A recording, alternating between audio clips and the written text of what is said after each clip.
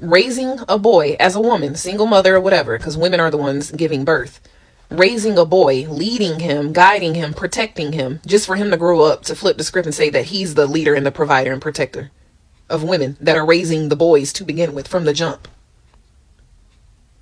So women are having boys, raising them and protecting them and leading them just for them to grow up and say that they are the leaders. But they're calling their mamas a woman. So I think most people are going to be a little lost here. Are you not supposed to raise them to be leaders and protectors? There's a time when you know, sort of raise them and let them go, like the birds and the dogs. Like, hope you fly. I hope I taught you enough to do what you're supposed to do. What we say societally you're supposed to do. You're supposed to be a leader. You're supposed to be a protector. So go forth and do that thing.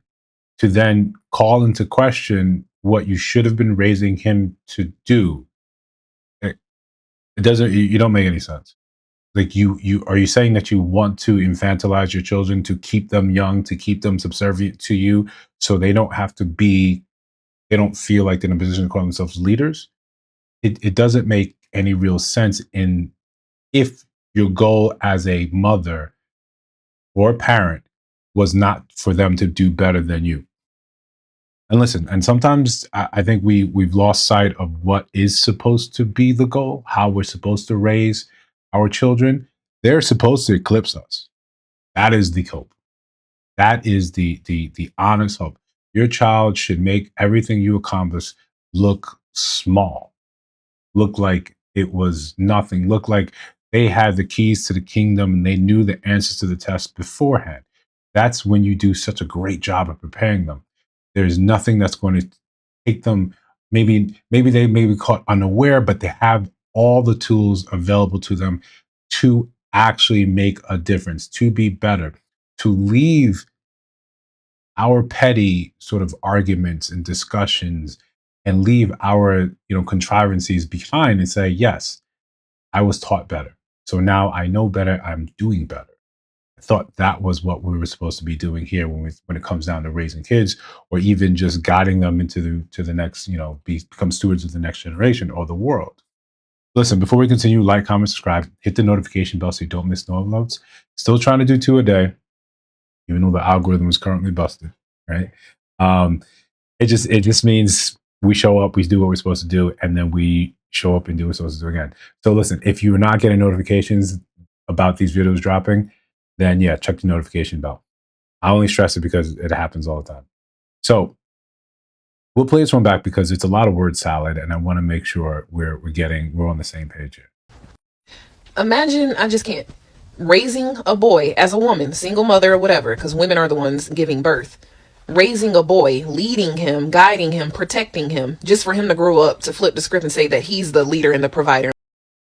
See, this is what it sounds like to me, as when you get too caught up in the idea of men aren't leaders. And when people want to play that sort of ancestral backtrack game, well, men don't know how to lead because they aren't raised by men, or there's no men providing that example for them. If she's going on that case, then I guess you could go with the idea that people say, well, you women can't raise men how to lead.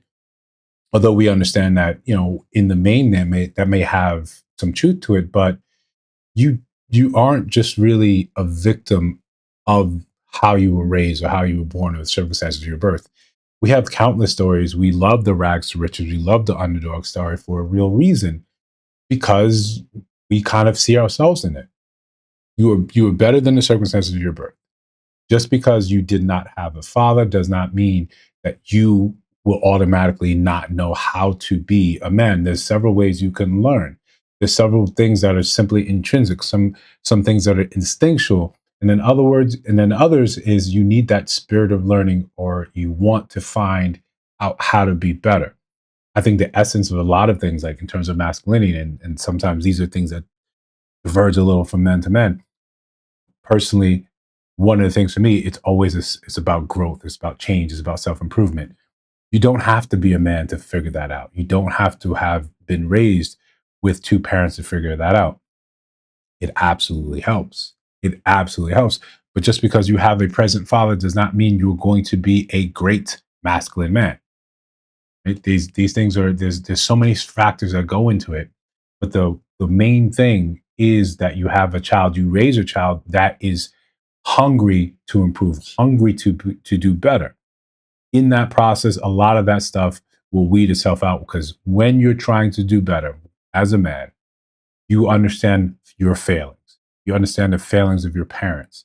You don't blame them. You don't hold them, say, I can't do this. I don't know how to love because you didn't show me X, Y, and Z. No, you figure it out and you figure out what you're missing and you figure out how to go plug those holes. You figure out where to go to make these things, to make yourself a better person. It's just part of the process.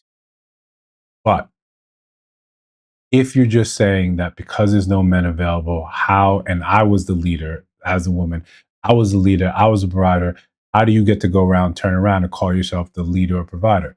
You're so, again, caught up in saying men can't lead. Then who are we going to point at?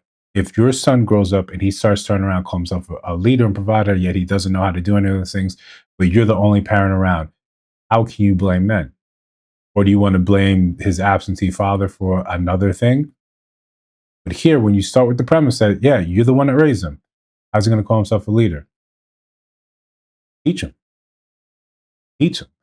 Give him the opportunity. Put him around the right people. Teach him how to be curious and how to find out how to do the better thing.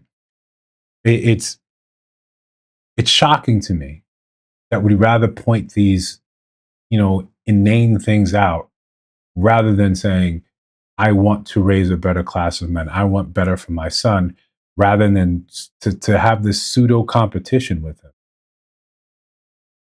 I like when you see a lot of women when they get on here and they say, I thought this about men until I had a son. Until you realize all these things that you were putting out there into the world, you knew you were essentially saying the same thing about your son, and you know you had to change.